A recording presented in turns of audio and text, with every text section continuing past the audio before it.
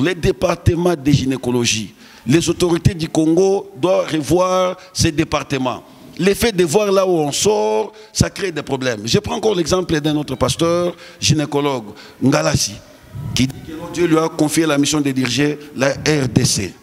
Bon, si c'est Dieu qui lui a donné la mission, dans 2 ou 3 mois, nous allons faire des élections. Si Ngalassi ne sera pas président de la République, parce que moi je suis persuadé que Ngalassi ne sera jamais président de cette République. Vous n'êtes pas Dieu. Je vous dis, moi, nous sommes avec vous. Vous n'êtes pas Dieu. Après les élections, je viendrai encore ici pour vous dire que qu'est-ce que je vous avais dit dans l'émission. Ngalassi ne sera, il n'aura même pas 4%. Maintenant, si Ngalassi ne sera pas président de cette République, tous, nous, les pasteurs, nous allons chercher Ngalassi pour faire l'exorcisme, pour chasser les démons qui ont parlé avec lui. Mobutu avait raison de dire le retour à l'authenticité. C'est pourquoi même en médecine, actuellement, on ne veut pas que nous puissions donner des prénoms. Donc mon nom c'est KMB. KMB là est significatif de par chez nous. Mais vous êtes Fernand aussi. Fernand, bon, c'est une appellation occidentale, comme vous veniez de le dire. Vous savez, vous êtes fier de ça? C'est comme, je ne suis pas fier de ça, je suis fier de KMB parce que je KMB moi Djanvita. Donc mon nom là est significatif. KMB moi Djanvita. Maintenant Fernand, ça signifie quoi? Donc il faut seulement comprendre que nous sommes dans le monde où les gens les plus risés, comme les Occidentaux, font du n'importe quoi. Donc ils nous imposent n'importe quoi. L'exemple que vous avez donné de l'Église catholique, il faut comprendre que le catholicisme n'était pas une église bâtie sur la vraie religion. Ils avaient des dieux, des Zeus. Dans la mythologie gréco-romaine, vous trouverez ce que Rome faisait. Maintenant, comme Rome était la grande puissance et qu'il devait dominer le monde, c'est pourquoi vous avez vu, on nous a imposé du n'importe quoi. Et nous, nous sommes mécontents de ça. Et d'ailleurs, en cela, je coup de chapeau au président Ibrahim Traoré. Il a refusé toutes ces bêtises-là. Et je pense que l'Afrique est en train d'être éveillée parce qu'il restait un signe pour que le Seigneur revienne. Comment est-ce que vous analysez la politique de notre pays? Oui. Comment est-ce que vous l'analysez? Est-ce que ça promet? Ou bien nous allons tout droit vers les murs? Vraiment, en tout cas, c'est pourquoi j'ai toujours raison de dire vous êtes un homme le plus intelligent. Merci. Mais il fallait postuler à la députation nationale. Ça viendra. Parce que ce n'est pas n'importe qui peut avoir un raisonnement pareil. Ah oui, ça va venir. Oui, la politique de notre pays promet. Vous savez, la difficulté que nous avions eue, c'est parce que nous étions dominés par des étrangers. Et particulièrement les puissances étrangères. Par exemple, les USA et la France. Donc, le seul président congolais que Dieu nous a donné, c'est Félix Tshisekedi. Il est connu, il est d'origine du centre du pays. Et c'est la raison pour laquelle nous étions sous la domination pendant 18 ans. Qui savait que la guerre de l'Est était une guerre orchestrée par des Occidentaux? Non, aujourd'hui, tout Congolais est conscient que nos ennemis à nous, ce sont nos frères rouges.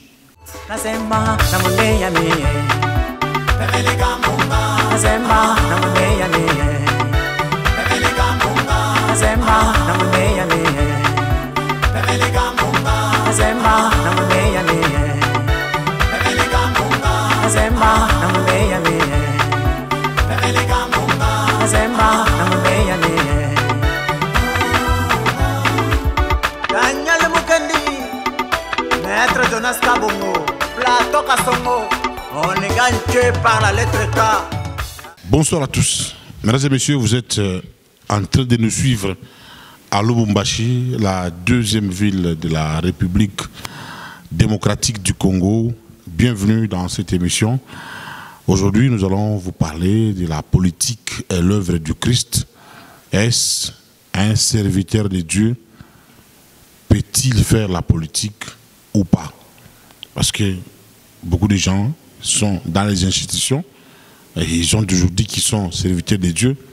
D'autres ont même postulé à la députation provinciale, nationale, municipale, comme conseiller municipal ou encore comme président de la République. Il y a un pasteur qui a dit que c'est Dieu lui-même qui l'a dit.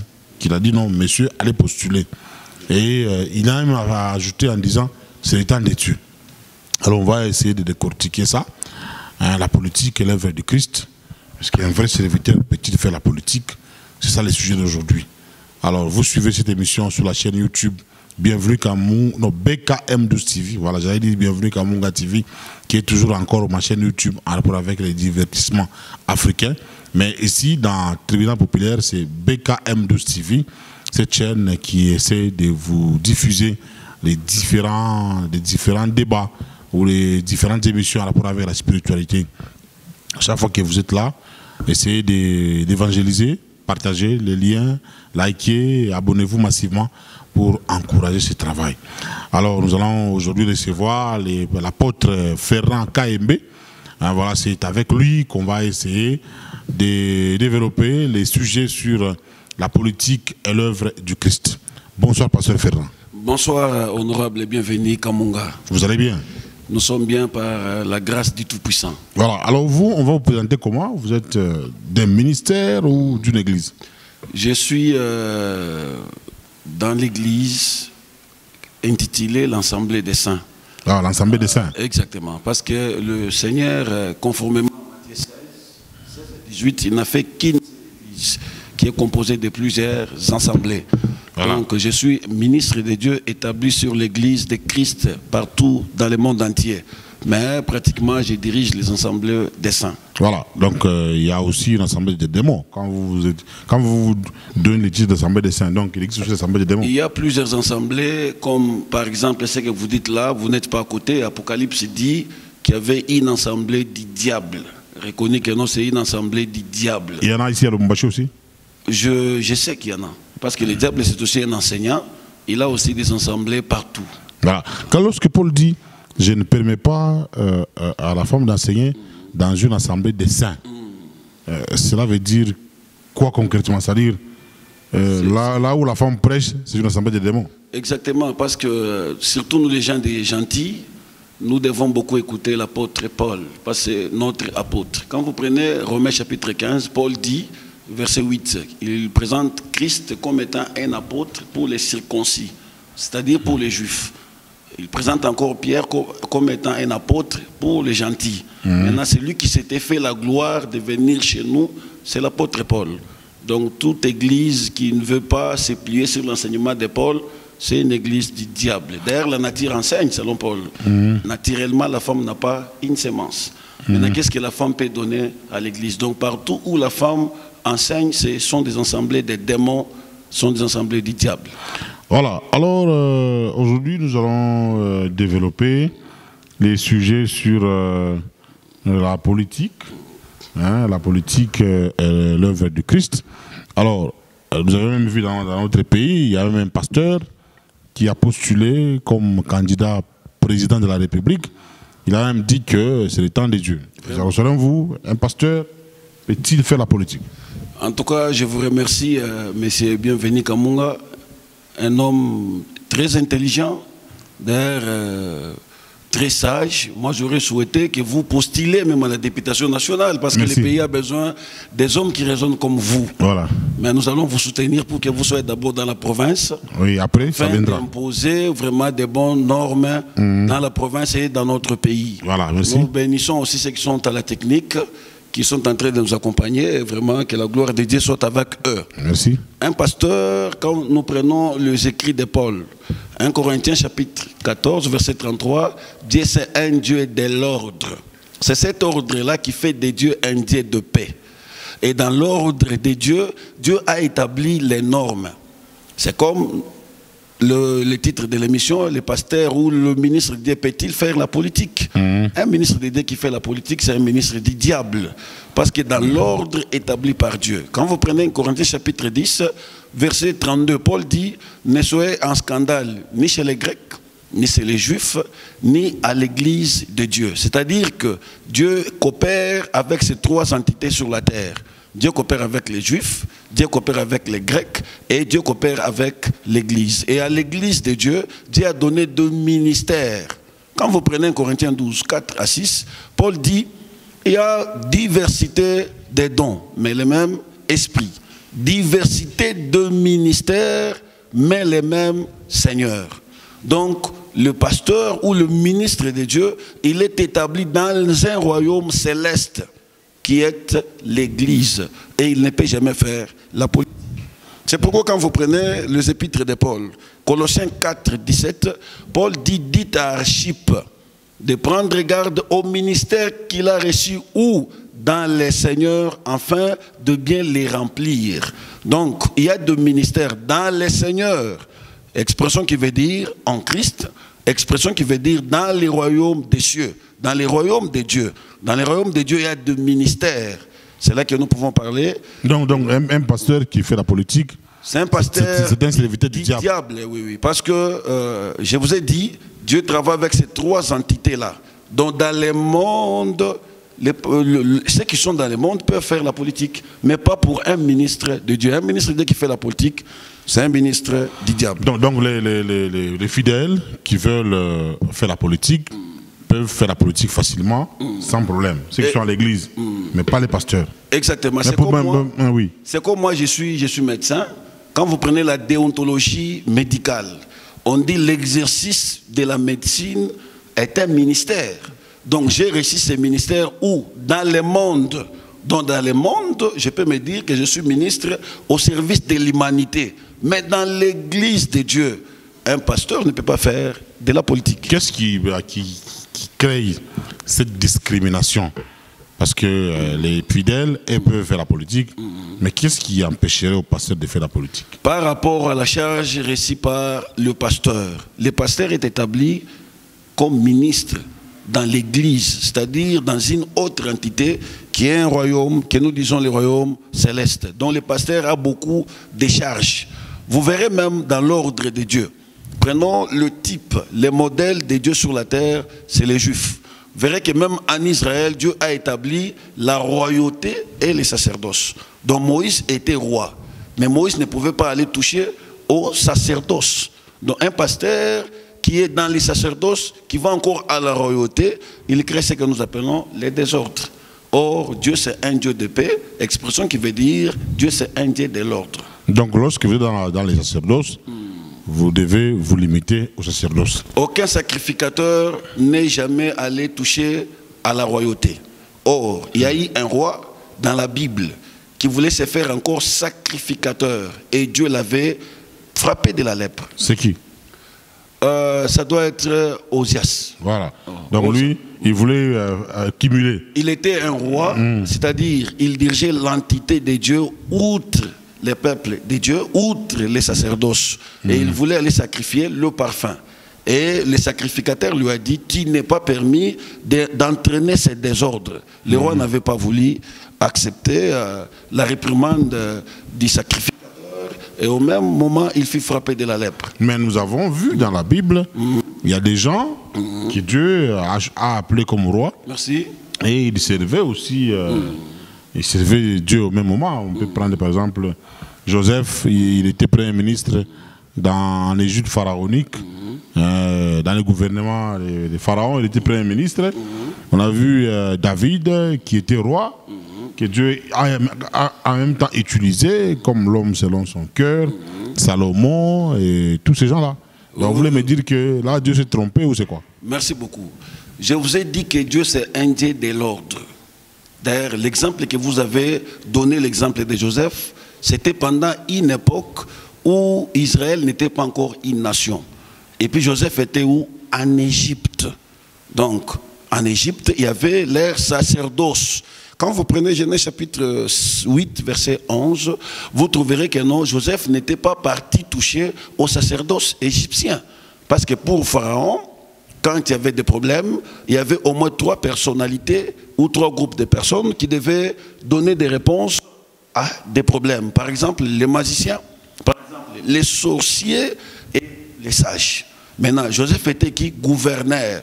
L'Égypte, pendant cette époque-là, où l'Égypte antique n'était pas une nation que Dieu, lui seul, dirigeait. Quand vous parlez de David, oui, c'est toujours dans l'ordre de Dieu. David était de la tribu de Juda. Or, quand vous avant d'abord de parler de David, donc vous voulez dire que Joseph, il était premier ministre, mais il n'était pas associé au sacerdoce égyptien, ou à la religion égyptienne. Exactement. Il avait gardé sa religion. Non. Il était premier ministre établi sur les pays. Mais pendant cette époque-là, en Égypte, il y avait un sacerdoce. Et ceux qui devaient travailler à ces sacerdoces là-bas, c'était 3 catégories de personnes. Premièrement, les sorciers. Deuxièmement, les magiciens. Troisièmement, les sages. Maintenant, Joseph, il a dominé lui sur l'Égypte, mais pour ne pas aller toucher les sacerdoces égyptiens. Il ne priait pas dans leur temple, il n'était pas aussi associé à leurs superstitions. Lorsqu'il y avait les cultes religieux, et lui ne participait pas à ça. Joseph ne pouvait pas faire ça parce que Joseph, il avait les dieux de ses pères, les dieux d'Abraham, les dieux d'Isaac et les dieux de Jacob, son père. Mais Moïse l'a fait. Oui, Moïse est né sous la domination égyptienne. Et lui, il a fait. Quand il a grandi dans la maison de Pharaon. Il a grandi dans la maison de sacerdoce de Pharaon. Oui, pendant qu'il était inconscient, il n'était pas martyr. Voilà. Parce qu'on dit à 40 ans, quand il fit maintenant une personne martyre, il comprit qu'il ne pouvait plus se soumettre sous les sacerdoces égyptiens. C'est ainsi qu'il a commencé à faire des bagarres avec les Égyptiens pour délivrer le peuple d'Israël. Et jusqu'à ce qu'il a libéré. Maintenant, David, lui, il était... Oui, David, ce que vous dites là, vous n'êtes pas à côté. David était roi sur Israël. Mais David n'était pas sacrificateur. Pourquoi? Quand vous prenez Genèse chapitre 9, quand Jacob bénit ses enfants, il a donné les bâtons de la royauté à la tribu de Juda. C'est pourquoi quand ils sont entrés dans la terre promise, David était roi et David n'a jamais touché les sacerdoces. Parce que les sacerdoces étaient l'apanage exclusif des Lévites. Donc David n'a jamais allé au temple, il n'a jamais donné la loi au temple, il n'a jamais fait des cérémonies comme les faisaient les sacrificateurs. Donc tout prédicateur qui se prétend faire la politique en imitant David, en imitant Salomon, c'est un prédicateur, soit il est ignorant, ou soit c'est un sorcier. Donc c'est quelqu'un qui est frappé par les désirs de ce monde, le fait d'avoir beaucoup d'argent. Mais David, lorsqu'on avait oint comme roi, c'était quoi qui avait poussé Dieu à le oindre comme roi? Merci. Je voulais que les auditeurs et les auditrices puissent nous comprendre favorablement. Nous parlons du sacerdoce. Donc, les sacerdoces lévitiques étaient dans les mains des Lévites. Donc, eux étaient sacrificateurs. Tout ce qui concernait les problèmes de Dieu, c'est eux qui devaient le régulariser. Maintenant, sur le pays, quand ils sont entrés dans leur pays, parce qu'au début, d'abord, vous devez comprendre, avant 1 Samuel chapitre 8, c'est Dieu qui voulait devenir leur roi. Mais Israël avait refusé la royauté de Dieu. Il avait voulu avoir des rois comme les gens des nations. C'est pourquoi Dieu l'autorisa d'avoir aussi des rois. Maintenant, David était oint, pas pour être sacrificateur, mais il était oint pour être roi. C'est comme nous sommes dans les pays. Nous avons notre président, le fameux président Fatima Tshisekedi wa Mulumba. Il est président sur les pays.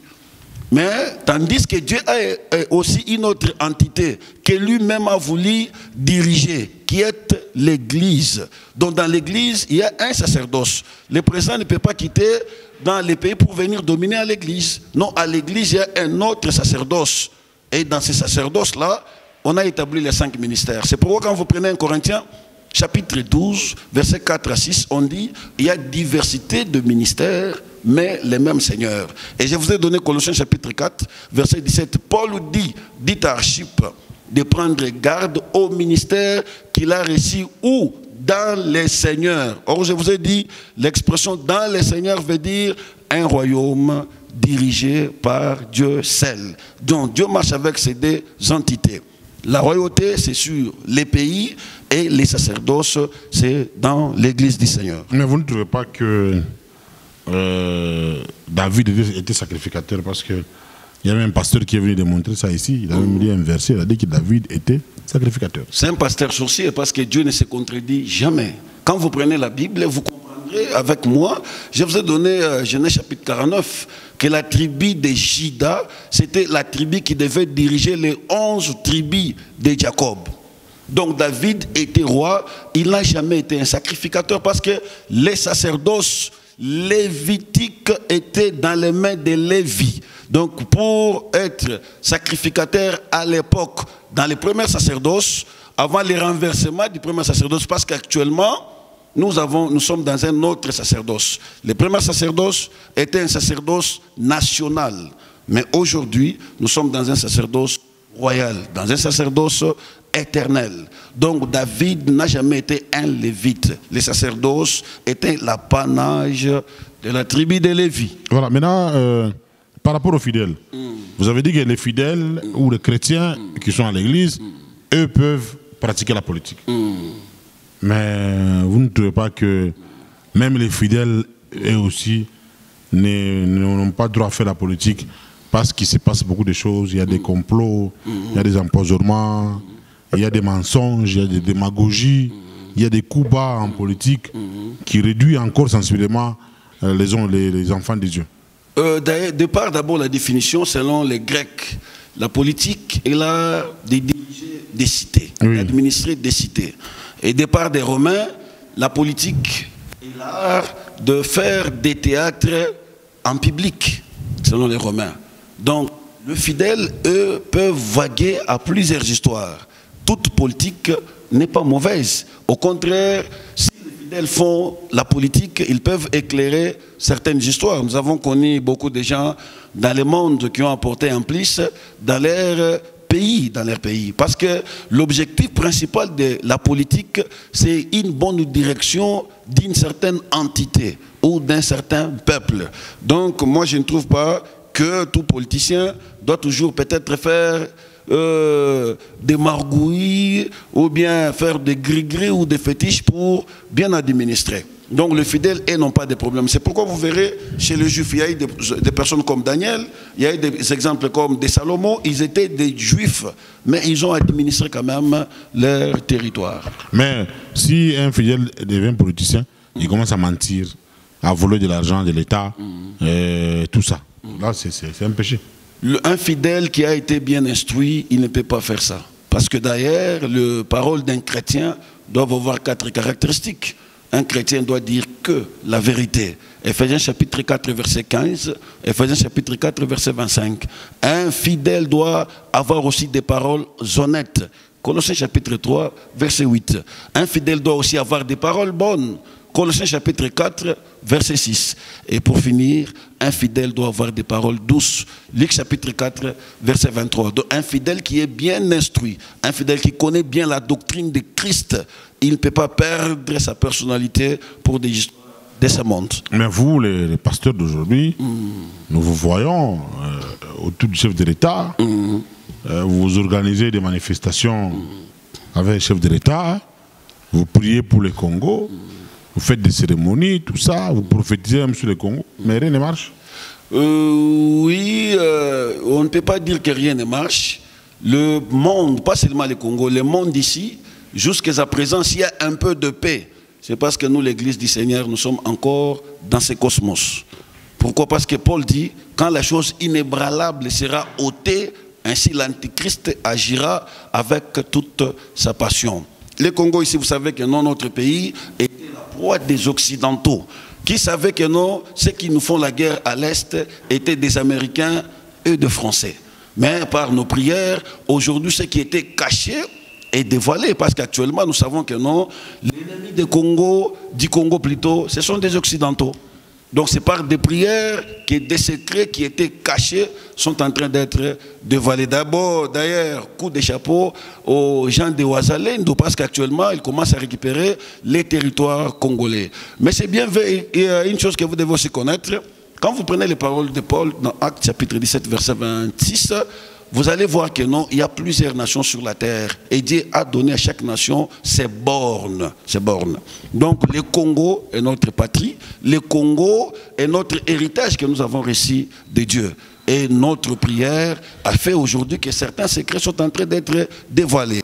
Et je vous dis que vous verrez dans le deuxième mandat de Fachi qu'il y aura beaucoup de choses qui vont changer. Parce que notre ennemi, c'est un ennemi plus puissant. Calculer la France, calculer les USA. Mais Dieu soit loué parce qu'aujourd'hui, nous connaissons notre ennemi en face.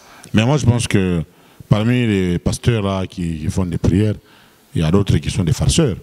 Oui, parce qu'on prie pour le Congo, on fait des choses là et tout ça, mais au finish là, on connaît que la guerre continue toujours. On prie même pour la paix. Il y a même des gens qui ont fait des chansons pour la paix, ainsi de suite, mais apparemment c'est comme si entre vous là il y a des farceurs. Non, comprenez. Oui, d'ailleurs ça je n'en disconviens pas. Parce qu'il faut connaître, je vous avais dit autrefois là dans cette émission, qu'il y a 3 origines du ministère. Il y a le ministère établi par Christ seul. 1 Corinthiens chapitre 12, versets 4 à 6. Il y a aussi certaines personnes qui se sont établies ministres. De Timothée chapitre 4, verset 3. Et puis, il y a aussi le diable aussi, qui a établi certains ministres aussi. 2 Corinthiens chapitre 11, verset 14. Maintenant, il faut se demander, ces pasteurs-là, sont-ils établis par Christ ou se sont établis d'eux-mêmes ou ils ont été établis par les diables? Parce qu'un pasteur établi par Dieu, il doit tout faire pour que la doctrine ne soit pas calomniée.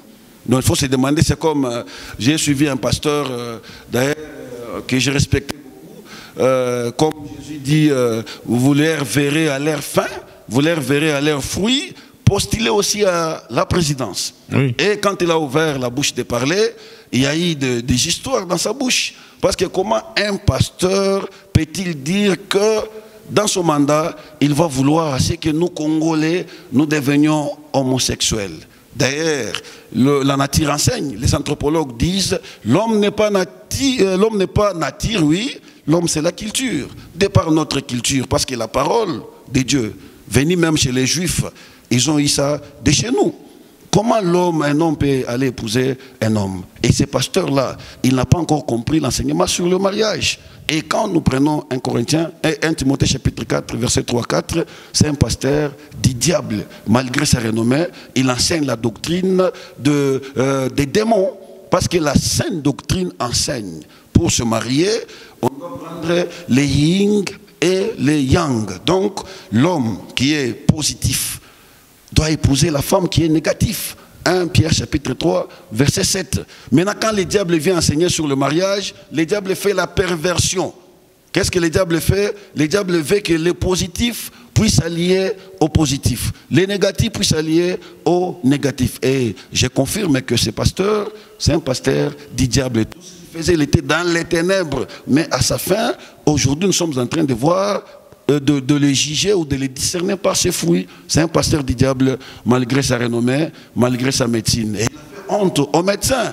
Et plus loin, c'est comme ça que les gynécologues raisonnent. Les gynécologues raisonnent toujours à mal. Mon professeur Tchani, mon professeur de chirurgie, il nous donnait conseil pour dire, médecin, je vous donne conseil, ne faites jamais la gynécologie. Ne voyez jamais là où vous êtes sorti, sinon vous allez déraisonner un jour. C'est ainsi que ces pasteurs-là déraisonnent et vous verrez, il n'aura même pas 5% au Congo. Donc il déraisonne parce qu'il voit, tout ce qu'il voit à la gynécologie, là, ça détruit la tête. La gynécologie, il ne faut jamais voir là où vous êtes sorti. C'est pourquoi vous verrez le médecin, il ne va rien. Il y a de cela 5 ans, les femmes faisaient l'effort de s'accaparer le département de la gynécologie. Comment toi, un homme, tu peux aller voir là où tu es sorti? Beaucoup de gynécologues déraisonnent toujours. Mais les mariés voient là où ils sont sortis.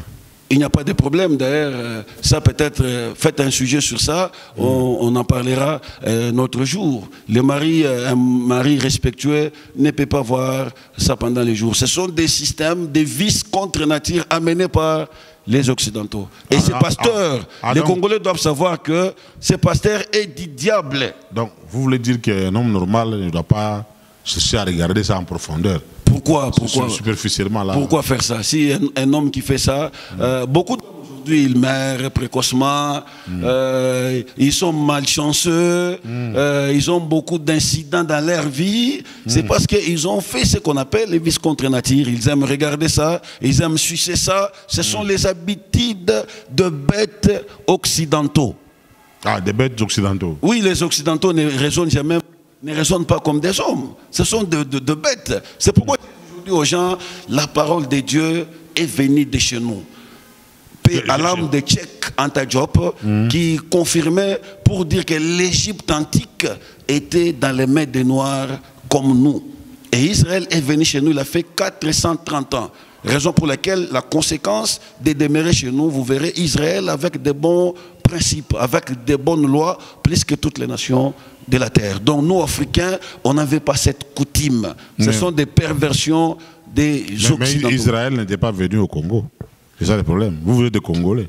Oui, il n'y a rien d'Israël au Congo. Oui, mais ils étaient en Égypte. Je sais que vous êtes très intelligent. C'est une façon pour vous de m'exciter pour que je puisse encore m'étayer encore davantage. À l'époque antique, il n'y avait pas de Congo. Qui ignore que tous, nous étions au nord. Ce sont des guerres qui ont fait que nous puissions les guerres et puis les déserts qui ont fait que nous puissions descendre. La désertification du Sahara. Exactement, qui ont fait que nous puissions descendre jusqu'ici. Mais ce qu'il faut voir, c'est que l'Afrique antique, la plus grande puissance du monde, était dans les mains des mélanodermes, des hommes comme nous. Mais il y a un auteur là. J'ai lu un auteur qui s'appelle Michel Massoz. Il a écrit un livre intitulé Les Congo des papas. Il vous compare, vous les Kassaïens. Bon, excusez-nous, nous sommes à la télévision. Nous ne sommes pas des tribalistes ici. Exactement. Mais il vous compare, vous les Kassaïens, aux Juifs. Il dit que les Kassaïens sont des Juifs du Congo. Quelle est votre réaction? Ça, c'est évident parce que vous verrez au Congo, nous avons notre culture. C'est comme je vous ai dit, pour nous, nous ne pouvons pas voir là où on était sorti pendant la journée. Et d'ailleurs, chez nous, on a des principes. Un bon homme normal ne peut pas coïter avec sa femme pendant la journée. Et un bon homme normal ne peut pas aller épouser une bête comme les font les Occidentaux. Un bon homme normal ne peut pas aller épouser un autre homme. Donc c'est pour vous dire que nous avons les lois fondamentales. Nous avons de bonnes lois. C'est pourquoi vous verrez, certaines histoires ne peuvent pas entrer facilement chez nous au Kasaï. Et plus loin, dans ce que nous appelons les grands empires Luba. Voilà. Alors, nous allons continuer. Nous constatons également que il y a des pasteurs aujourd'hui qui s'ingèrent dans les affaires de l'État. Vraiment. Qui interpellent l'État, pasteurs, prêtres, cardinals, évêques, tout ça, qui cherchent toujours à s'attaquer aux hommes de l'État. Vraiment. Députés, sénateurs, voilà le chef de l'État. Alors, vous avez dit ici qu'un pasteur ne doit se consacrer à son ministère, non aux affaires de l'État. Qu'est-ce que vous répliquez? Oui, le ministre de Dieu peut éclairer le monde. S'il y a peut-être un ça ne va pas, ou s'il y a peut-être une torsion. Mais le ministre de Dieu ne peut pas attaquer comme l'exemple que vous avez donné du cardinal de notre pays. Le cardinal. Parce que vous savez qu'au Congo, notre pays, il y a les présidents Mobutu avec le cardinal Maloula. On dit que chaque chef d'État a son cardinal. Le président Kabila avec le cardinal Etu et Mosengo. Et actuellement, le président Tshisekedi, lui, a le cardinal Ambongo. Et ce cardinal-là s'attaque. Chaque fois que quelque chose ne marche pas, il s'attaque au chef de l'État. Alors, qu'est-ce que vous dites par rapport à ça? Le cardinal ne peut pas attaquer le chef de l'État. Au moins, le cardinal, quand il y a quelque chose qui ne va pas, il peut éclairer. Mais non, il peut interpeller, que non, voilà. À ce niveau-là, il fallait faire ceci. Avec respect, parce que le président, c'est aussi un serviteur de Dieu établi dans le monde. Maintenant, le cardinal doit être un serviteur établi sur l'Église. Il ne peut pas faire comme ce que le cardinal Ambongo est en train de faire. Et Ambongo, il le fait avec raison, parce qu'il était habitué avec des écoles fictives. Maintenant qu'il a trouvé que le président de la République est en train de mettre son doigt, de peser de tout son poids pour que tout Congolais ait quand même accès à l'éducation. Et ça lui a fait la colère parce que l'argent qu'il recevait là, il n'y a plus moyen qu'il puisse recevoir cet argent. Qui n'a pas interpellé le cardinal Ambongo? Même les Rwandais que nous pouvons, les Rwandais, nos frères rwandais, ils ont dit non, le cardinal Ambongo, en tout cas même si on interpelle, mais pas comme ça. Quand vous prenez Galates, chapitre 6, verset 2, Paul nous dit, si on veut reprendre quelqu'un, qu'on les reprenne avec un esprit de douceur. Mais quand Ambongo est en train de vouloir reprendre le président, vous sentirez qu'il n'y a pas un esprit de douceur. Donc il le fait avec colère, avec un esprit de destruction. Et c'est pourquoi j'ai dit jusqu'à présent, moi je m'étonne. Parce que le cardinal Ambongo n'est pas digne de diriger le Congo. Maloula que vous dites là, Maloula souffrait, Maloula a payé sa vie pour qu'il y ait la démocratie dans notre pays. Le cardinal est choupé à son âme parce que j'avais lu une brochure, il a été empoisonné. Bon, sa lutte était qu'il y ait la démocratie dans les pays. Mais Ambongo, lui, c'est un problème d'argent. Ambongo, lui, quand il veut reprendre, vous sentez qu'il est fait avec un esprit de méchanceté. Or, cela ne concorde pas ou n'est pas conforme à la doctrine de Christ. Donc Ambongo a la colère parce qu'il ne voulait pas que les Congolais et Congolaises puissent avoir l'accès à l'éducation de base. Maintenant, il a quand même le pouvoir de critiquer là où ça ne marche pas. Cardinal, prêtre, pasteur, ils peuvent quand même interpeller le chef de l'État. J'ai dit que l'Église peut éclairer. Tous ici, quand les choses n'avancent pas, David Fernand Kaembe n'est pas moindre. J'ai à faire beaucoup de débats, tels que, par exemple, aussi l'enseignement sur le mariage. D'ailleurs, que Dieu soit béni parce que je venais de finir un livre sur l'arbre de vie et puis un livre sur la cardiologie spirituelle. Je vais donner les coordonnées, ils en auront besoin et ils pourront me contacter. Je faisais, avant que je ne vienne ici au Kasaï, un enseignement sur le mariage. Aujourd'hui, avec les lois des Occidentaux toujours, la femme doit être épousée à partir de 18 ans. Chose qui n'est pas catholique, chose qui n'a pas de soubassement.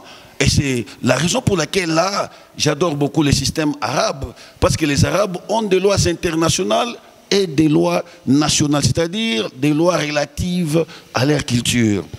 Où est-ce que c'est écrit que la femme doit être épousée à 18 ans? Et j'ai fait des débats pour dire au gouvernement que cette loi-là doit tomber parce que ça a beaucoup de conséquences. Monsieur, bien, je pense que vous êtes un homme très sage, très intelligent. Aujourd'hui ici, vous qui êtes dans des écoles, ici là vous serez député. D'ailleurs, c'est parmi des lois que je vous demanderai d'aller dépeser de tous vos poids pour que vous puissiez bannir la loi là de 18 ans. Depuis qu'on a dit que la fille doit être épousée à l'âge de 18 ans, aujourd'hui on ne parle plus de la virginité. Et il y a même des pasteurs sorciers qui sont en train de soutenir que non, si une femme perdait sa virginité, bon, qu'elle acceptait le Seigneur, elle sera une nouvelle nature. Est-ce que vous avez déjà vu une femme qui avait perdu la virginité, croire en Christ, passer par le baptême, et le Seigneur lui donne son hymne? Sa membrane qu'il a fait perdre. J'avais vu, il y a un pasteur ici à Lubumbashi, prophète des nations, une femme qui avait des problèmes du genre, c'était vraiment ouvert. Alors on a prié, on a donné l'eau d'onction, la femme a appliqué l'eau d'onction sur cette partie-là intime, automatiquement la virginité a refait surface. Pasteur sorcier, Dieu ne se contredit jamais. Je vous ai dit que par le ministère, il y a deux ministères établis par Christ et deux ministères qui se sont eux-mêmes établis. Non, elle a témoigné, elle a dit que quand j'ai appliqué l'eau d'onction... Qu'est-ce qui ne se fait pas au Congo? Ça a chanté. Il y a des gens qui vont prendre des voyants, des gens qui voient, ils leur donnent l'argent pour qu'ils deviennent aveugles et qu'ils puissent enfin dire oh non, nous avons fait tel et tel miracle. Donc il y a beaucoup de farceurs dans cette œuvre. Donc ça c'est la sorcellerie. C'est un pasteur sorcier. Voilà. Alors, nous allons évoluer, pasteur apôtre Fernand Kaembe. C'est à propos de la chair. Est-ce qu'un serviteur de Dieu peut-il utiliser sa chair pour régler les comptes à un politicien? C'est-à-dire dénoncer les mal, critiquer tout ce qui va, qui ne marche pas dans les pays. Lors d'une prédication, il peut faire allusion à ça.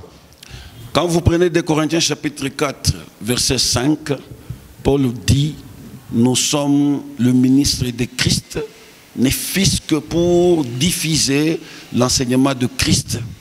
Maintenant, un prédicateur ne peut pas utiliser la chair pour rendre des comptes.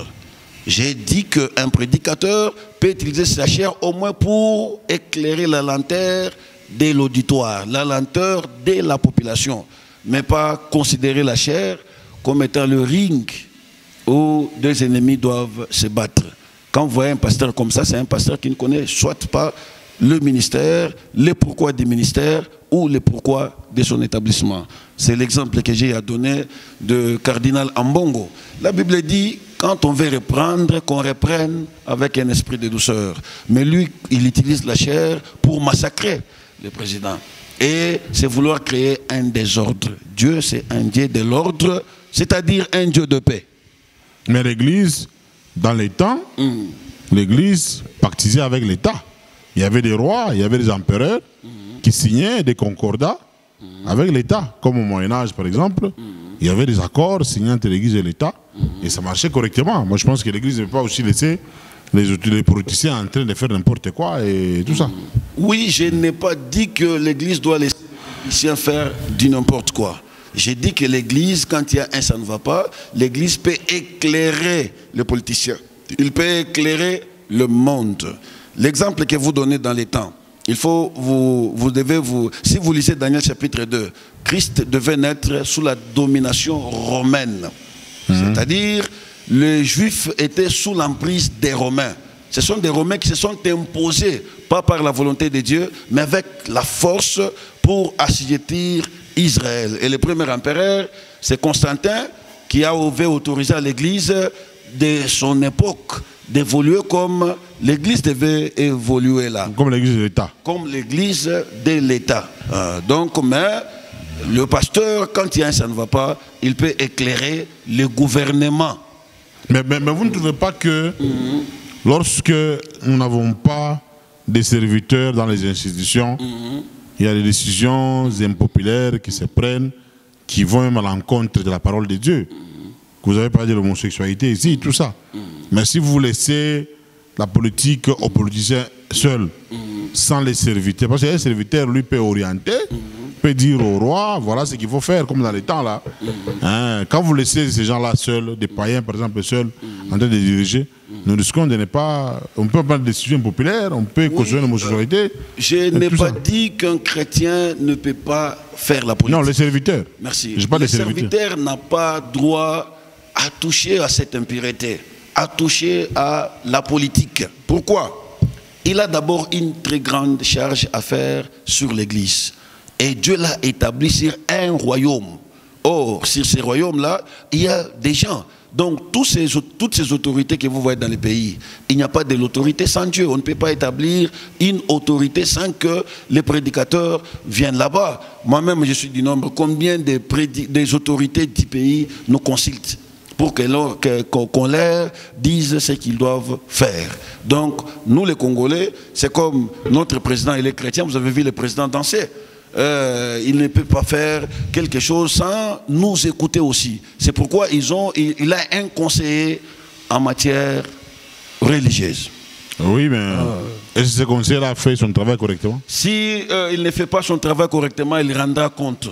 Parce qu'il doit faire son travail correctement pour le bien-être des Congolais et Congolaises. S'il ne fait pas son travail bien, il doit rendre compte. Mais il y a une opinion qui dit que pour que les pays avancent, il ne faut pas cautionner le christianisme. Pour que les pays avancent, il faut que nous, les Congolais, les Africains en général, Congolais en particulier, de retourner aux dieux ancestrales, la religion des ancêtres. On doit invoquer nos ancêtres, ce sont eux qui doivent nous donner des directives. Lorsque nous entrons dans le christianisme, nous perdons les repères. Les ancêtres des Juifs qui sont là ne peuvent pas nous écouter. Qu'est-ce que vous répliquez par rapport à ça? Oui, c'est encore une doctrine du diable. Parce que vous verrez, ce qui tue beaucoup de gens, c'est l'ignorance. Ce n'est pas pour rien que Dieu dit « Mon peuple périt, faute de l'ignorance ». Les sacerdoces, c'est un domaine des connaisseurs. Les gens ne comprennent pas. Mais vous avez dit ici que celui qui était en Égypte, là, c'est Joseph.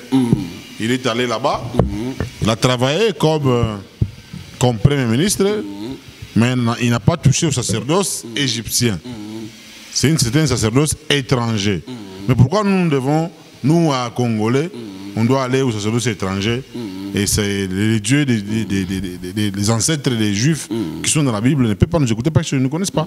Oui, d'ailleurs, de par la parole de Dieu, même dans nos traditions, les morts sont morts. Ce que je voulais dire, c'est que les choses de Dieu ont évolué comme ça. Adam, quand il était dans le jardin d'Éden, Dieu venait, Dieu lui donnait des lois. Dieu lui disait ce qu'il devait faire et ce qu'il ne pouvait pas faire. Maintenant, Adam a transmis ça. C'est ce qu'on appelle la transmission orale. Il a transmis ces lois-là à sa postérité. Comme, par exemple, dans le jardin d'Éden, Adam n'a jamais offert. Mais quand vous prenez Genèse chapitre 4, vous verrez que Caïn et Abel avaient cette connaissance-là sur les offrandes. C'est-à-dire quoi? Dans les jardins d'Éden, là, quand Dieu descendait, il donnait beaucoup d'enseignements. Et il a donné beaucoup d'enseignements comme ça à Abraham. Maintenant, après la chute, cet enseignement-là était en train d'évoluer. C'est pourquoi j'ai dit avant la loi d'ange que Dieu avait donnée aux Juifs. Il y a eu d'abord la loi coutumière. Les lois coutumières-là ont eu comme origine des selles.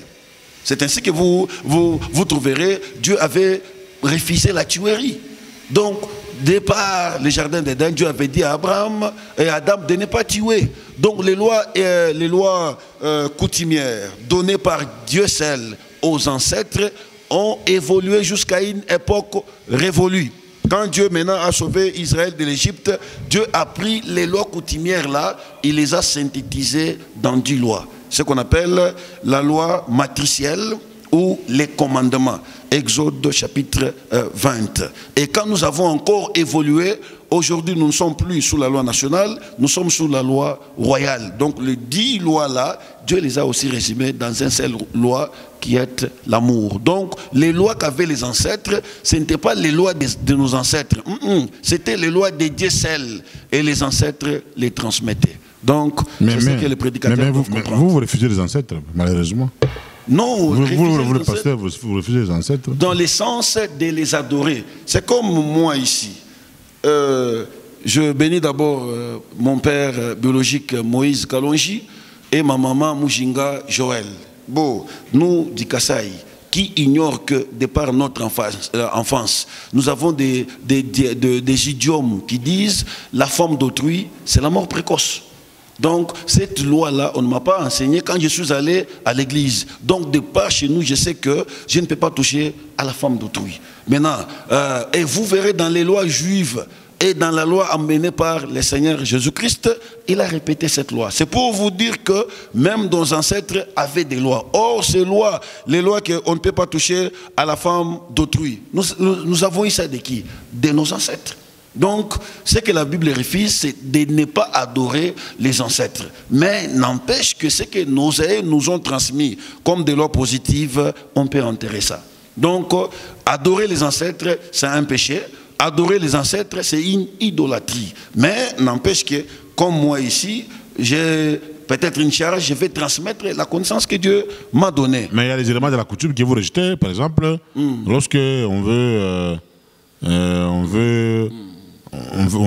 faire des mariages coutumiers, ça vous acceptez parce que c'est un passage obligé. Mais lorsqu'il y a des cérémonies, par exemple, quelqu'un qui perd son mari ou sa femme, il y a des cérémonies coutumières qui doivent être faites sur son corps. Ça vous refusez. Lorsqu'il y a telle cérémonie pour tel mariage, vous refusez. Oh, Zakindoki, Nebologi, tout ça. Mais à un moment donné, vous ne prenez pas tout. Mais nos ancêtres sont toujours avec nous. Et nous avons leur nom, nous avons leur sang. On doit aussi être en contact avec eux. Non, être en contact avec les ancêtres, c'est de l'idolâtrie. Donc, parmi les lois, je vous ai dit, il y a eu des lois qui ont évolué. Au début, il y avait d'abord les 2 grandes lois. La loi la plus célèbre, la loi romaine, et puis il y a eu aussi la loi d'Hammurabi. Maintenant, quand Dieu récupère Israël de l'Égypte, Dieu va synthétiser toutes les lois là dans 10 lois. Mais quand vous dites Dieu d'Abraham, Dieu d'Isaac, Dieu de Jacob, mais c'est les ancêtres, non? C'est de l'ignorance. Nous, à l'église, nous n'appelons pas les dieux d'Isaac, les dieux d'Abraham, les dieux de Jacob. C'est pourquoi cette appellation-là, au moins les Juifs peuvent utiliser ça. Et à l'église catholique, quand vous invoquez les saints, vous appelez Fernand KMB. En réalité, votre nom c'est KMB. Fernand, là, c'est un nom d'un blanc. Exactement. Un ancêtre de blanc. Exactement. Alors, non, là, j'ai toujours loué l'enseignement du fait Mobutu, qui était un bon président. Parce que c'est qu'il faut connaître le système du monde pour un blanc. Quand vous lui donnez les pains sur sa langue, il peut inventer tous les beaux mots du ciel vers vous. Et quand vous lui dites non, je ne vous donne plus à manger, il peut aussi inventer n'importe quoi pour me dire à votre personnalité. Mobutu avait raison de dire le retour à l'authenticité. C'est pourquoi même en médecine actuellement, on ne veut pas que nous puissions donner des prénoms. Donc mon nom c'est KMB.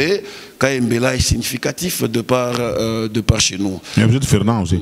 Fernand, bon, c'est une appellation occidentale, comme vous veniez de le dire. Vous savez, vous êtes fier de ça? C'est comme, je ne suis pas fier de ça, je suis fier de KMB parce que je KMB moi Djanvita. Donc mon nom là est significatif. KMB moi Djanvita. Maintenant Fernand, ça signifie quoi? Donc il faut seulement comprendre que nous sommes dans le monde où les gens les plus risés, comme les Occidentaux, font du n'importe quoi. Donc ils nous imposent n'importe quoi. L'exemple que vous avez donné de l'Église catholique, il faut comprendre que le catholicisme n'était pas une église bâtie sur la vraie religion.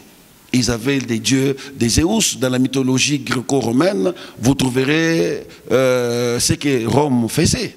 Maintenant, comme Rome était la grande puissance et qu'il devait dominer le monde, c'est pourquoi vous avez vu, on nous a imposé du n'importe quoi. Et nous sommes mécontents de ça. Et d'ailleurs, en cela, je coup de chapeau au président Ibrahim Traoré. Il a refusé toutes ces bêtises-là. Et je pense que l'Afrique est en train d'être éveillée parce qu'il restait un signe pour que le Seigneur revienne. Les signes qui restaient pour que le Seigneur revienne, Paul dit, c'est quand on dira paix et sûreté. Et Jésus lui-même a interprété, l'a dit, à l'époque de Noé, les gens mangeaient, les gens vivaient, c'est-à-dire que les gens là avaient des moyens. Donc l'Afrique est en train de se réveiller, l'Afrique est en train de réclamer sa paix. Et nous serons mécontents de toutes ces choses-là. Voilà. Alors, je crois, nous sommes en train d'aller petit à petit vers la fin de notre émission. Nous rappelons, pour ceux qui sont en train de suivre la radio, qu'aujourd'hui nous recevons l'apôtre Fernand KMB moi Djanvita. Nous parlons de la politique dans notre pays. Donc la politique est l'œuvre du Christ. Est-ce que lorsque celui qui sert le Christ, est-ce qu'il peut en même temps aller servir en politique? Parce que nous avons des députés qui sont pasteurs, il y a des ministres, tout ça, même ici à Lubumbashi. Nous avons un ancien ministre provincial de l'économie qui est parmi les grands pasteurs de Lubumbashi. Il fait des prédications, il prêche bien et tout ça, mais il servait aussi Dieu de l'autre côté. Alors, apôtre Fernand KMB, en tant que serviteur, en tant que sacrificateur, comment est-ce que vous analysez la politique de notre pays? Oui, comment est-ce que vous l'analysez? Est-ce que ça promet ou bien nous allons tout droit vers les murs? Vraiment, en tout cas, c'est pourquoi j'ai toujours raison de dire vous êtes un homme le plus intelligent. Merci. Mais il fallait postuler à la députation nationale. Ça viendra. Parce que ce n'est pas n'importe qui peut avoir un raisonnement pareil. Ah oui, ça va venir. Oui, la politique de notre pays promet. Vous savez, la difficulté que nous avions eue, c'est parce que nous étions dominés par des étrangers. Et particulièrement les puissances étrangères. Par exemple, les USA et la France. Donc, le seul président congolais que Dieu nous a donné, c'est Félix Tshisekedi. Il est connu, il est d'origine du centre du pays. Et c'est la raison pour laquelle nous étions sous la domination pendant 18 ans. Qui savait que la guerre de l'Est était une guerre orchestrée par des Occidentaux? Non, aujourd'hui, tout Congolais est conscient que nos ennemis à nous, ce sont nos frères rouges. Ce sont nos frères des Occidents. Maintenant, nous sommes en train de nous préparer petit à petit pour évader ces combats. Et c'est ainsi que nous croyons qu'il ne faut plus prendre notre pays et donner ça dans un main des ambos, c'est-à-dire des gens qui n'ont pas notre race. La politique de la RDC promet. Et je vous informe que vous verrez les Congos ici changer. Mais vous dites qu'on n'a pas donné notre Congo aux gens d'une autre race. Mais si nous remontons dans les temps, lors de la colonisation, ce sont les gens d'une autre race qui ont construit tout ce que nous avons comme bâtiment aujourd'hui. Même là où nous passons cette émission ici, vous voyez des bâtiments, comment ça s'impose. C'est toujours les mêmes gens des autres races là, des Belges, qui ont construit beaucoup de bâtiments. J'étais à Kinshasa, j'ai vu des bâtiments, des grands bâtiments là, légués par ces gens-là. Et depuis qu'ils sont partis, l'homme noir n'a rien fait. L'homme noir n'a fait que détruire ce que l'homme blanc a laissé. Non, il faut comprendre un système. Les Belges n'étaient pas partis. Parce que si les Belges partiraient, la RDC devait devenir plus beau que les USA. Ils sont partis quand Lumumba dit ce que Lumumba avait dit là. Les Belges sont venus au Katanga. Ils ont introduit des histoires dans l'esprit du frère à Lumumba. Et on a tué Lumumba. Donc les Belges ils sont partis, mais ils ont laissé leurs mains. Qui ignore que ces pays étaient sous l'hégémonie occidentale? Donc il faut comprendre que non, l'homme blanc, dans sa rise, il avait fait semblant de partir, mais il avait mis sa main au Congo. C'est comme ce qui se passe en Afrique du Sud. Mandela a signé, mais vous verrez que non, jusqu'à présent, l'économie sud-africaine est dans les mains du blanc. Et c'est ainsi que j'ai suivi même une information récemment là, il y a eu des Sud-Africains qui étaient en train de réclamer pour aller étudier dans d'autres écoles parce que jusqu'à présent, le même système de l'apartheid demeure. Il y a des écoles où le Sud-Africain d'origine, les Zoulous ne peuvent pas y aller. Donc c'est ce que nous sommes en train maintenant de réclamer pour que le blanc parte afin que nous ayons notre pays. Nous avons tout, nous avons tout. La RDC a beaucoup de richesses. J'avais suivi une information, plus de 10 000 richesses ou minéraux des sous-sols.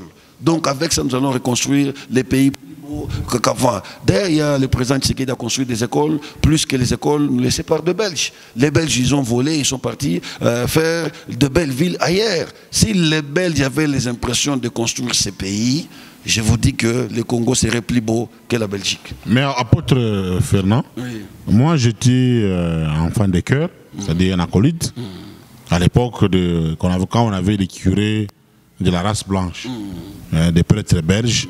Je peux citer quelques-uns, des pères Gérard Smith, la Katouba là-bas, père Jean-Pierre Bondu, père Michel Boisseau, c'était des blancs. Lorsque eux étaient en train de gérer leur paroisse, quand nous étions à la Katouba, vous verrez que c'est... Vous sentez une gestion orthodoxe là, un luxe là, des blancs qui s'imposent, beaucoup de projets de développement, et on sentait une gestion quand même orthodoxe. Mais aujourd'hui, lorsque ces gens-là sont partis, on confie ça aux Noirs, nous voyons qu'il y a toujours une différence, même dans la gestion. C'est pour dire que là où il y a l'homme blanc, il y a toujours des transformations. Non, non. Là où il y a l'homme noir, c'est la destruction, c'est le détournement, c'est les vols et tout ça. Vraiment. D'ailleurs, ce que vous venez de dire, c'est une contradiction. Parce que la mission pour laquelle l'homme belge était venu au Congo, ce n'était pas pour développer le Congo. Confère les discours du roi Léopold II de 1885. Oui. Il avait dit aller décourager ces gens-là au problème de la richesse et puis piller tout ça, amener ça chez nous. C'est pourquoi je vais vous donner même un exemple. Et tous ici, on a d'histoire. Il y a eu, je pense, le missionnaire Livingstone ou Stanley comme ça, qui avait la méthode de 3M. Donc il vient pendant la journée, il est missionnaire, le premier M. Pendant la nuit, il devient militaire, un mercenaire. Oui. Et puis lui-même là, un marchand. Ah, donc si les Belges avaient l'idée de construire la RDC, je vous dis, de par les richesses que nous avons dans notre pays, le Congo serait plus beau que la Belgique. Donc les catholiques n'avaient pas amené cette mission-là. Les catholiques avaient amené la mission d'épier la RDC, d'épier notre pays pour aller construire ailleurs. Et je vous informe que vous verrez dans les deuxièmes mandats. Regardez les églises bâties par les Congolais eux-mêmes. Je prends une illustration de l'église de Mbujimaï, le tabernacle de Mbujimaï. Vibidjila, Mwanamanyanga, coup de chapeau à ces pasteurs-là. C'est un bijou qu'on ne peut pas comparer à n'importe quelle église laissée par les Belges ici. C'est un bijou. Donc je vous dis que c'est un modèle. Nous aurons à construire au Congo des églises plus beaux que le face fait par les catholiques. Vous êtes en train de louer une église tabernacle alors que vous n'avez jamais été d'accord avec Branham. Vous avez dit que Branham c'est un magicien de Kentucky, tout ça. Aujourd'hui vous encensez son tabernacle. Il faut vous dire que la construction fait partie de la beauté du pays. Donc l'église qu'on a eu à construire, ça fait la beauté de notre pays. Bien que Branham c'est un magicien. Selon vous. Oui, vous savez, il y a beaucoup de choses à dire, il y a à manger et à boire. Oui. D'ailleurs, Branham, lui là, il était contre notre race. Ce n'est pas pour rien qu'il appelait les Congolais ou les Africains les hommes de couleur. Est-ce que n'ont-ils pas des couleurs? Ça, c'est la première des choses. La deuxième des choses, Branham a amené la perversion pour dire qu'il est le prophète du temps de la fin. Or, Malachie chapitre 4, 5 à 6 n'est pas lié aux gens des nations. Israël a des plaies. Il attend le médecin. Donc Malachie 4, 5 à 6 s'accomplira après notre enlèvement. Maintenant, tout celui qui vient, qui amène un enseignement contraire, selon Paul. Paul dit, même si c'est un ange du Seigneur, même si c'est qu'il soit anathème, et c'est pourquoi nous disons encore qu'il soit encore anathème, parce qu'il a mené la perversion. Voilà. Je pense que si je vous comprends bien, vous n'êtes pas d'accord avec les enseignements du prophète Branham, mais vous louez quand même l'architecture, hein, la façon dont ils ont construit. Qui contribue à la beauté de notre pays. Oui, c'est comme un stade là. Exactement. D'abord la beauté de notre pays, bien que la doctrine là est fausse selon vous. Voilà. Alors nous sommes en train de finir avec notre émission. Alors s'il y a un mot de clôture ou un message que vous pouvez apporter, parce qu'il y a des gens qui ont postulé dans notre pays comme candidats à la députation provinciale, nationale et à la présidence, qui sont pasteurs, qu'est-ce que vous leur dites en face? Ces gens-là sont de farceurs. D'ailleurs, j'ai pris l'exemple du docteur Denis Mukwege. Comment un noir, bon, Dieu soit béni, parce que Jésus a dit, tout ce qui se faisait dans les ténèbres sera publié sur de toi. Parce que tous, on croyait Mukwege comme étant un Congolais, mais Mukwege n'est pas Congolais, il est Burundais. Dans notre pays. Non, il est Congolais. Non, j'ai suivi Congolais. D'une maman qui connaît même son père très bien. Et d'ailleurs, le langage de Mukwege, c'est un médecin. Tous ici, nous avons eu à étudier le cours de français. Il a dit, j'ai 40 ans au Congo. Or, Mukwege n'a pas l'âge de 40 ans. Mukwege, c'est déjà quelqu'un qui a plus de 60 ans. D'autres 20 ans là, il était où? Il était chez eux à Burundi. Maintenant, il veut venir chez nous ici pour nous imposer l'homosexualité. Ce qui prouve que Mukwege c'est un prédicateur du diable. Je prends encore les gynécologues toujours, les départements de gynécologie. Les autorités du Congo doivent revoir ces départements. L'effet de voir là où on sort, ça crée des problèmes. Je prends encore l'exemple d'un autre pasteur, gynécologue, Ngalassi, qui dit que Dieu lui a confié la mission de diriger la RDC. Bon, si c'est Dieu qui lui a donné la mission, dans 2 ou 3 mois, nous allons faire des élections. Si Ngalassi ne sera pas président de la République, parce que moi je suis persuadé que Ngalassi ne sera jamais président de cette République. Vous n'êtes pas Dieu. Je vous dis, moi, nous sommes avec vous. Vous n'êtes pas Dieu. Après les élections, je viendrai encore ici pour vous dire que qu'est-ce que je vous avais dit dans l'émission. Ngalassi ne sera, il n'aura même pas 4%. Maintenant, si Ngalassi ne sera pas président de cette République, tous, nous, les pasteurs, nous allons chercher Ngalassi pour faire l'exorcisme, pour chasser les démons qui ont parlé avec lui. Mais c'est bien fait, je vais vous donner une illustration. Même en Israël, Dieu, pour prévenir à des histoires comme ça, il y avait l'Urim et les Tumim. Quand il y avait une révélation, on amenait celui qui avait reçu la révélation devant Aaron. Et il devait dire, Dieu m'a dit ça, Dieu m'a dit ça. Si ces 2 pierres-là ne donnaient pas de lumière, on pouvait dire que c'est une révélation, mais une révélation particulière ou démoniaque. Ou est-ce que, avec quelle écriture, Ngalassi a eu l'accès ou ce courage-là de venir postuler? Donc ce sont des pasteurs farceurs, ou ce sont des ministères qui se sont eux-mêmes établis, ou le ministère établi par le diable. Voilà, merci, apôtre Fernand. Merci. Je pense que ceux qui sont chrétiens dans une église, eux peuvent postuler facilement. Pas les pasteurs. Si un pasteur qui postule comme candidat, donc celui-là, il est candidat à l'enfer, c'est un serviteur du diable. Voilà. Alors, s'il y a des gens qui ont besoin de vous rencontrer, on peut vous trouver où, l'église se trouve où, et quel est votre numéro d'appel? Oui, actuellement, je suis ici à Lubumbashi. L'église est du côté plateau 4. C'est là qu'il y a la première assemblée. Nous sommes en train de monter encore une deuxième assemblée sur camp préfabriqué dans l'enceinte là. Et puis, on peut me contacter aussi par mes numéros 099 00 46 681. Et aussi au deuxième numéro 081 611 19 82 et aussi 085 670 43 70. Voilà, merci apôtre Fernand KMB. Oui, moi j'ai fait la politique céleste. Céleste. En même temps, la médecine. Vous êtes aussi médecin. Oui, la médecine, c'est un ministère que j'ai reçu hors Christ pour servir l'humanité parce que la volonté de Dieu, c'est que son peuple soit en bonne Une petite question de curiosité. Pourquoi vous soutenez le président Tshisekedi? Tshisekedi, nous les soutenons Parce qu'il est Kassaïen comme vous? Non, parce que nous sentons, il n'y a jamais eu un président dans lequel vous sentez de la bonté comme Tshisekedi. Il a fait ce mandat ici, premièrement, avec la guerre avec les gens des FCC, d'aider. Il y avait un autre problème de l'épidémie du virus qui a la forme d'une couronne. Coronavirus. D'une couronne. Et puis, de trois, il y a eu la guerre à l'Est. Mais malgré tous ces combats-là, Tshisekedi a eu à faire des bonnes choses. Aujourd'hui, les enfants congolais étudient facilement. Il y a eu des belles infrastructures, comme l'aéroport qu'on a eu à faire à Kologi. Donc nous sentons que c'est un président qui aime les Congos. Il est nationaliste. Et c'est pourquoi nous les soutenons. Et vous verrez dans son deuxième mandat combien il va faire. Il va rendre la RDC plus beau que la Belgique. Voilà.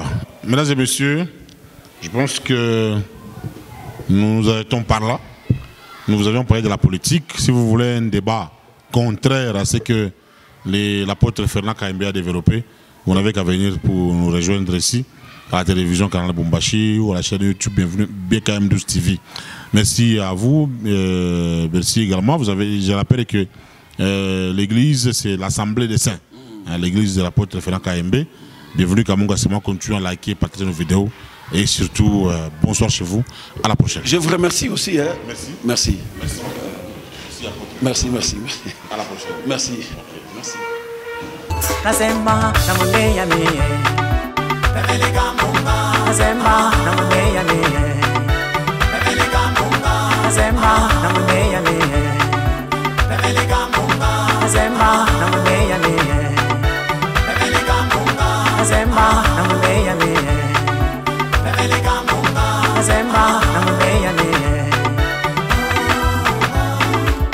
Daniel Mukendi, Maître Jonas Kabongo, Plateau Kassongo, on est gagné par la lettre K.